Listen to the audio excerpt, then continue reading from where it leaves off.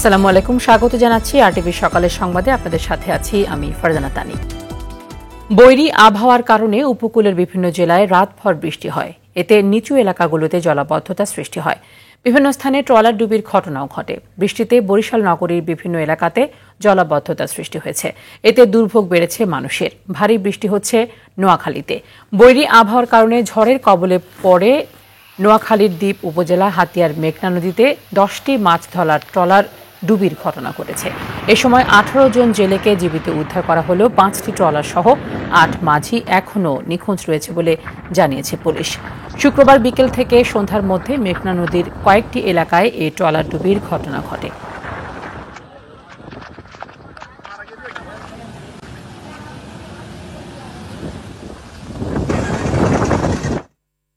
আবহাওয়া পরিস্থিতি জানাতে কক্সবাজার থেকে সরাসরি যুক্ত হচ্ছেন সহকর্মী সাইফুর রহিম শাহিন। শাহিন, আমরা জানি যে কক্সবাজারে রেকর্ড পরিমাণ বৃষ্টি হয়েছে। এখন পর্যন্ত কত মিলিমিটার বৃষ্টি হয়েছে জানাবেন, এবং পর্যটক যারা আটকা পড়ে আছেন তাদের ব্যাপারে কি ধরনের ব্যবস্থা নেওয়া হয়েছে বা প্রশাসন কি বলছে জানাবেন সবকিছু মিলিয়ে। হ্যাঁ তানি, গতকালকে রাতেও অনেক বৃষ্টি হয়েছে, প্রচুর বৃষ্টি হয়েছে। আপনি যেমনটি জানতে চেয়েছিলেন, আজকে বৃষ্টিপাতের পরিমাণ আজকে সকাল 6টা থেকে সকাল 9টা পর্যন্ত বৃষ্টিপাতের পরিমাণ হচ্ছে 60 মিলিমিটার। এর আগে গতকাল 24 ঘন্টায় বৃষ্টিপাত রেকর্ড করা হয়েছে 225 মিলিমিটার। তো সব মিলিয়ে বৃষ্টিপাতের গতকালকে ভারী বৃষ্টি ছিল এবং আজকে সকালে অপেক্ষাকৃত অনেক কম বৃষ্টি হয়েছে, যে কারণে যে শহরে যে মোটেল জোনে যে জলাবদ্ধতা সৃষ্টি হয়েছিল, যে পানি বন্ধ হয়ে পড়েছিল, পর্যটক সহ স্থানীয়রা সেটা এখন অনেকটা সেই অবস্থা থেকে উত্তরণ হয়েছে এবং পানি অনেকটা নেমে গেছে। বিভিন্ন হোটেল আবাসিক হোটেলগুলোতে যে পর্যটকরা আটকা পড়েছে বলে যে তথ্যটা আপনার কাছে রয়েছে, মোটামুটি তারা এখন নিরাপদে রয়েছেন পর্যটকরা। আজকে যেহেতু বৃষ্টিপাত কম, তাই পর্যটকরা নিরাপদে এবং নিজেদের গন্তব্যে চলে যাওয়ার জন্য প্রস্তুতি নিয়েছেন অনেক পর্যটক, সেটা আমরা জানতে পেরেছি। আরেকটি বিষয় হলো, কক্সবাজার উপকূলে বেশ কিছু ফিশিং ট্রলার নিখোঁজ রয়েছে। এখন পর্যন্ত 13টি ফিশিং ট্রলার নিখোঁজ রয়েছে বলে যে বুট মালিক সমিতি রয়েছে কক্সবাজার, যে সাধারণ সম্পাদক দেলোয়ার হোসেন সেটা নিশ্চিত করেছেন। ওই বুটগুলো এখনো ফিরে আসেনি। গতকালকে 2 জনের লাশ উদ্ধার করা হয়েছে শহরের যে কলাতুলি পয়েন্ট সমুদ্রের এবং রেজু খালের মোহনায় 2টি লাশ উদ্ধার করা হয়েছে। তাদের পরিচয় শনাক্ত করা হয়েছে। লাশগুলো ময়নাতদন্ত শেষে পরিবারের কাছে হস্তান্তর করা হবে, সেটা আমরা জানতে পেরেছি।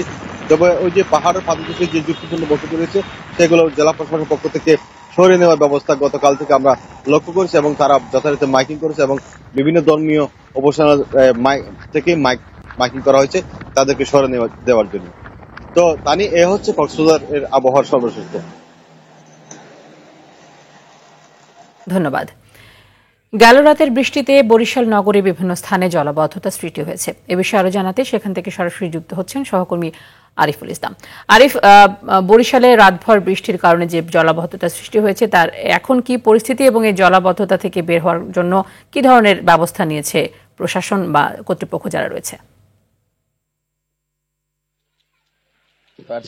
ধন্যবাদ আপনাকে। আসলে যেমনটি আপনি জানতে চেয়েছেন, জলাবদ্ধতা এটি বরিশালে একটি চিরচেনা রূপ এবং চিরচেনা শব্দ। আপনাকে প্রথমেই জানিয়ে রাখি যে বরিশাল সিটি কর্পোরেশনে দীর্ঘ বছর যাবৎ কিন্তু এই জলাবদ্ধতা মানুষের এখন দৈনন্দিন রূপে ধারণ করেছে। তার কারণে একটু বৃষ্টি হলেই কিন্তু সেখানে জলাবদ্ধতার সৃষ্টি হয়, যেহেতু গতকালকে থেকে অঝোরে বৃষ্টি ছিল কিন্তু একদম সকাল থেকে রাত অবধি পর্যন্ত। তো সুতরাং সেই বৃষ্টিতে অনেক জায়গায় হাঁটু সমান পানি, অনেক জায়গায় মানে এর চেয়ে একটু কম পানি। তবে পানি কিন্তু প্রতিটা সড়কেই ছিল। তবে আমি এখন যেখানে দাঁড়িয়েছি এখানে কিন্তু রাত অবধি পর্যন্ত প্রচুর পরিমাণ পানি ছিল। পানি কিন্তু ধীরে ধীরে সকাল থেকে নামতে ছিল। আমি এখন নগরীর ভাটিখানা কাউনি এলাকায় আছি, কিন্তু এই পানি কিন্তু এখন আবার বাড়তে থাকবে। তার কারণ সকালের কিছুক্ষণ আগে, অর্থাৎ এখন থেকে আধা ঘন্টা আগে কিন্তু আবার পুনরায় বৃষ্টি শুরু হয়েছে।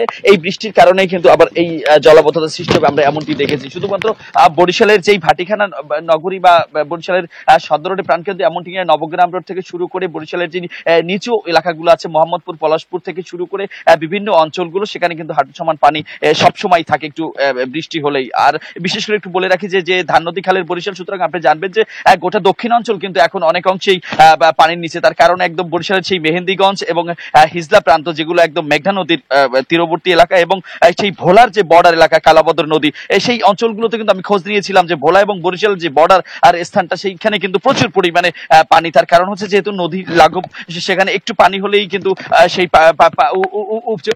বৃষ্টি হলে উপচে পড়া পানি লক্ষণীয়, এবং সেখানে নদীতে নামবে সেই সুযোগটাই খুব কম, কারণ এই সময়টায় সাধারণত নদীও ভরা থাকে, আপনি জানবেন। আর বরিশালের যে দৃশ্যপটটি, সেটা হচ্ছে যে বিগত সময় যে জনপ্রতিনিধি এসছে, তারা কিন্তু বারবার বলে গিয়েছিল যে ড্রেনেজ ব্যবস্থা তারা অনুকূলে আনবে, তবে ড্রেনেজ ব্যবস্থা তারা অনুকূলে আনতে পারেনি। এই কারণে কিন্তু জলাবদ্ধতা সৃষ্টি হলে মূল সড়ক, এই যে 58 বর্গ মিটারের যে বরিশাল সিটি কর্পোরেশন, এই সিটি কর্পোরেশন এলাকা জলাবদ্ধতার সৃষ্টি হয়। তবে সাম্প্রতিক সময় আমরা দেখেছি যে বরিশালের বিভাগীয় কমিশনার, তিনি অন্তর্বর্তী সময়ের যেই বরিশাল সিটি কর্পোরেশনের দায়িত্ব নিয়েছে, এরপর কিন্তু তিনি ড্রেনেজ ব্যবস্থা কিছুটা পরিবর্তনের চেষ্টা করছে, অর্থাৎ ময়লা আবর্জনা পরিষ্কার করার চেষ্টা করছে। তবে এটা কতটুকু বাস্তবায়ন হবে সেটি এখন দেখার বিষয়। আর যেটি আপনি জানতে চেয়েছিলেন, তার আর একটু জবাবটি দিয়ে রাখি, সেটি হচ্ছে যে বৃষ্টিপাতের কি রেকর্ড করা হয়েছে, সেটি হয়তো বা আমরা ইতিমধ্যে কথা বলেছিলাম পানি উন্নয়ন পরিষদ, তারা বলছেন যে 10:30 থেকে 11টার মধ্যে তারা এটি দিতে পারবে, হয়তো বা পরবর্তী বুলেটিনে আপনি জানাতে পারবো যে কি পরিমাণ বৃষ্টিপাত হচ্ছে। তবে গতকাল সকাল থেকে এখন পর্যন্ত একটানা বৃষ্টি চলবে আরো, এমনটি আমাদেরকে জানিয়েছে তানি। এই ছিল বরিশাল থেকে এখন পর্যন্ত আমার কাছে। ধন্যবাদ আপনাকে। আজ দুপুরের মধ্যে দেশের 9টি অঞ্চলে 80 কিলোমিটার বেগে ঝড়ের আভাস দিয়েছে আবহাওয়া অধিদপ্তর। পাশাপাশি আরও 6টি অঞ্চলে 60 কিলোমিটার বেগে ঝড় হতে পারে বলে জানিয়েছে সংস্থাটি। পূর্বাভাস অনুযায়ী দেশের যশোর, কুষ্টিয়া, খুলনা, বরিশাল, পটুয়াখালী, কুমিল্লা, চট্টগ্রামের উপর দিয়ে দক্ষিণ বা দক্ষিণ পূর্ব দিক থেকে ঘণ্টায় 60 থেকে 80 কিলোমিটার বেগে অস্থায়ীভাবে দমকা বা ঝোড়ো হাওয়া সহ বৃষ্টি অথবা বজ্রসহ বৃষ্টি হতে পারে। এ সময় এসব এলাকার নদী বন্দরগুলোকে 2 নম্বর নৌ সতর্ক সংকেত দেখাতে নির্দেশনা দেওয়া হয়েছে। একই সময়ের মধ্যে রাজশাহী, রংপুর, ঢাকা, ফরিদপুরের উপর দিয়ে দক্ষিণ বা দক্ষিণ পূর্ব দিক থেকে ঘণ্টায় 45 থেকে 60 কিলোমিটার বেগে অস্থায়ীভাবে দমকা বা ঝোড়ো হাওয়া সহ বৃষ্টি অথবা বজ্রসহ বৃষ্টি হবার সম্ভাবনার কথা জানিয়েছে আবহাওয়া অধিদপ্তর। 3 দিনের সফরে আজ দিল্লি হয়ে ঢাকায় আসছেন যুক্তরাষ্ট্রের দক্ষিণ ও মধ্য এশিয়া বিষয়ক সহকারী পররাষ্ট্রমন্ত্রী ডোনাল্ড লু সহ 6 সদস্যের মার্কিন প্রতিনিধি দল। আগামীকাল প্রধান উপদেষ্টা ড মোহাম্মদ ইউনুস ছাড়াও প্রতিনিধি দলটি পররাষ্ট্র উপদেষ্টা, অর্থ ও বাণিজ্য উপদেষ্টা, পররাষ্ট্র সচিবের সঙ্গে বিভিন্ন বিষয়ে বৈঠক করবেন। বলা হচ্ছে, এবারকার সফরে বাংলাদেশের অর্থনৈতিক প্রবৃদ্ধি অর্জন, আর্থিক স্থিতিশীলতা প্রতিষ্ঠা ও উন্নয়নের চাহিদা মেটাতে যুক্তরাষ্ট্র কী ভূমিকা পালন করতে পারে, এ বিষয়ে আলোচনা হতে পারে।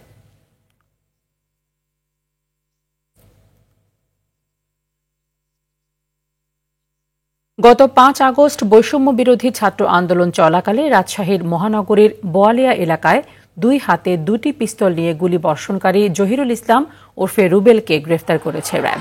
শুক্রবার রাত 1:45টার দিকে কুমিল্লার দাউদকান্দি থেকে তাকে গ্রেফতার করা হয়। রুবেলের বাসা রাজশাহীর লক্ষ্মীপুরের চণ্ডীপুর এলাকায়। তিনি রাজশাহী মহানগর যুবলীগের নেতা। 5 নং ওয়ার্ডের কাউন্সিলর নির্বাচন করেন তিনি। 5 আগস্ট রুবেল 2 হাতে 2টি পিস্তল নিয়ে ছাত্র জনতার উপর নির্বিচারে গুলি করেন। রুবেল ও তার সন্ত্রাসীদের হামলায় সেদিন 8 ছাত্র শহীদ হন বলে জানা গেছে।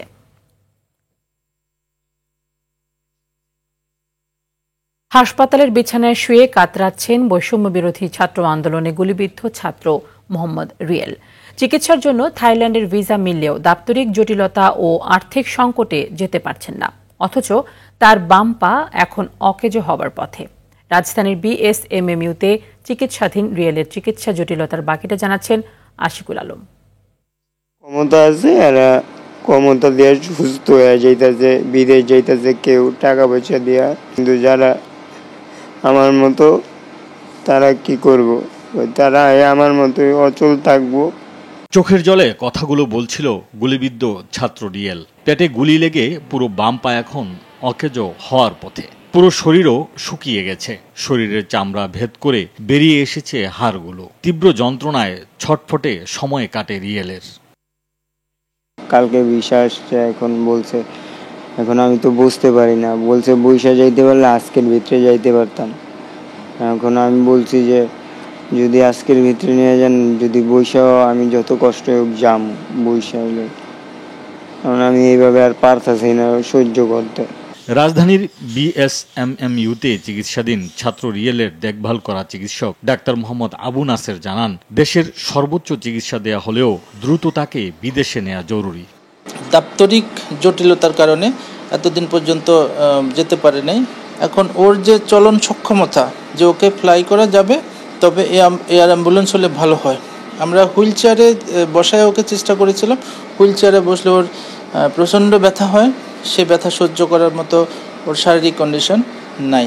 রিয়েলের চিকিৎসা সমন্বয় করছেন university of information technology and science UITS এর শিক্ষার্থী রাইসুল ইসলাম। যে প্রতিবন্ধকতা আমরা ফেস করছি, he is not fit to fly in a normal plane. তো এই ক্ষেত্রে এয়ার অ্যাম্বুলেন্স হলে সেখানে 22,000 থেকে 24,000 USD প্রয়োজন এবং স্ট্রেচারের জন্য 6,500 থেকে 7,500 USD প্রয়োজন।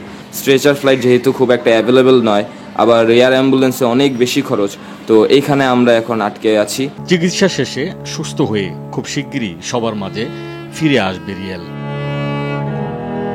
আশিকুল আলম, RTV, ঢাকা।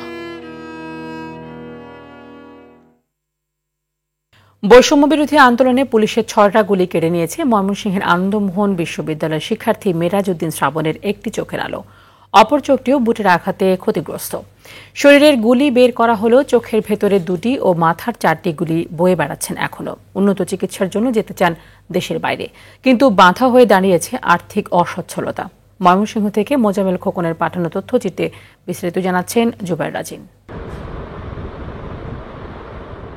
স্বপ্ন ছিল পড়াশোনা শেষ করে সরকারি চাকরি করবেন, দূর করবেন বাবা মায়ের কষ্ট, কিন্তু এক ঝড়েই সেই স্বপ্ন নিঃশেষ হয়ে গেল ময়মনসিংহের মেরাজউদ্দিন শ্রাবণের।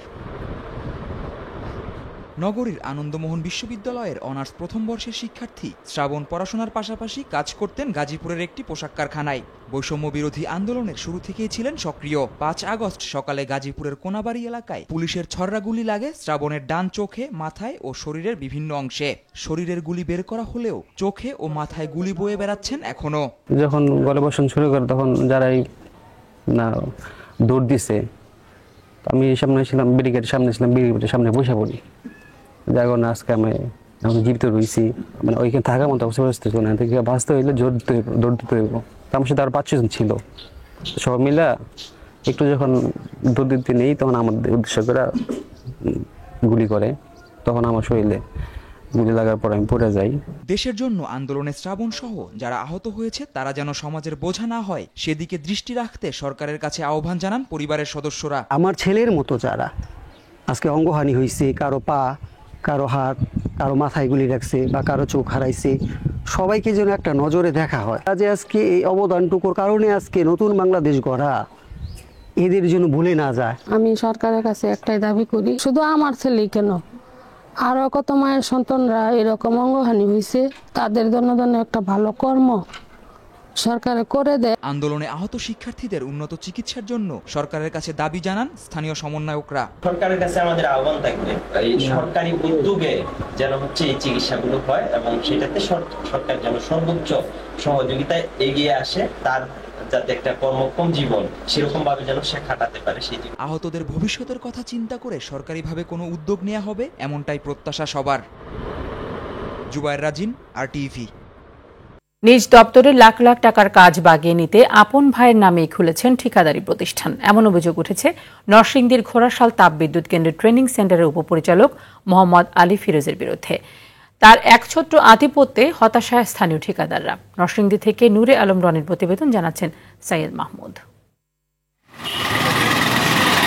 ঘোড়াশাল তাপবিদ্যুৎ কেন্দ্রের কর্মকর্তা কর্মচারীদের প্রশিক্ষণ দেওয়া হয় এখানে। প্রশিক্ষণের জন্য প্রায়ই কেনা হয় বিভিন্ন সরঞ্জাম, তবে এসব কাজের বেশিরভাগই হাতি নেভার অভিযোগ উঠেছে প্রশিক্ষণ কেন্দ্রের উপপরিচালক মোহাম্মদ আলী ফিরোজের ভাই সাইফুল ইসলামের মালিকানাধীন ঠিকাদারি প্রতিষ্ঠান মা এন্টারপ্রাইজের বিরুদ্ধে। এতে বঞ্চিত হচ্ছেন অন্যরা। টেন্ডারের মাধ্যমে যে কাজগুলো হয় এটা আমরা সাধারণত লোকাল ঠিকাদাররা করতে পারি না। এখানে আমার জানা মতে এখানে একজন লোক আছেন, কর্মকর্তা আছেন ফিরোজ সাহেব নামে। উনি নিজস্ব কোনো কিছু নিজস্ব আত্মীয় স্বজনের ফার্ম বানাইয়া ওই কাজগুলো উনি সাধারণত করেন। কাজগুলি তারাই বাগায় নেয়, তারাই করে, কি করে না করে তারা জানে, আর খোদাই জানে, আমরা কিচ্ছু জানি না। আইনে তোয়াক্কা না করে 5 বছর ধরে এমনটা করে যাচ্ছেন সরকারি কর্মকর্তা ফিরোজ। বিদ্যুৎ কেন্দ্রের হিসাব দপ্তরের তথ্য বলছে, ঠিকাদারি প্রতিষ্ঠান মা এন্টারপ্রাইজ বেশিরভাগ কাজ পাচ্ছে, তুলে নিচ্ছে অর্থ। এটার মালিক সাইফুল ইসলাম, ওনার প্রোপাইটর, ওনাকে আমি এখন পর্যন্ত দেখি নাই, কিন্তু ওনার অথরাইজেশন দিয়ে ব্যক্তিকে পাঠাচ্ছেন, যাকে আমরা চেকটা দিয়ে দিচ্ছি, কারণ চেক তো যাচ্ছে আমার ফার্মের নামে, কোনো ব্যক্তির নামে তো আর চেক লেখা হয় না। অভিযোগ নিয়ে জানতে চাইলে উপপরিচালক মোহাম্মদ আলী ফিরোজ জানান, তার সঙ্গে মা এন্টারপ্রাইজের কোনো সম্পর্ক নেই। এখানে মা এন্টারপ্রাইজ এজ এ ঠিকাদার, তার সঙ্গে আমার কোনো সম্পর্কই নাই। কাজটা দেওয়ার ক্ষমতা আমি না, সেটা হলো এই অফিসের যে হেড, যে পি, সেই কাজটা দেওয়ার মালিক। অভিযোগ খতিয়ে দেখার কথা জানান ঘোড়াশাল প্রশিক্ষণ কেন্দ্রের পরিচালক আরিফুর রহমান। এটা যদি আসে কোনো তদন্তের বিষয়, আইনানুগ ব্যবস্থা নেওয়া হবে। সৈয়দ মাহমুদ, RTV। সকালের সংবাদে এ পর্যন্ত। সবশেষ সংবাদ জানতে যে কোনো মোবাইল ফোন থেকে 24141 নম্বরে ডায়াল করুন। মধ্যাহ্নের সংবাদ 12টায় দেখার আমন্ত্রণ রইল। ধন্যবাদ সবাইকে।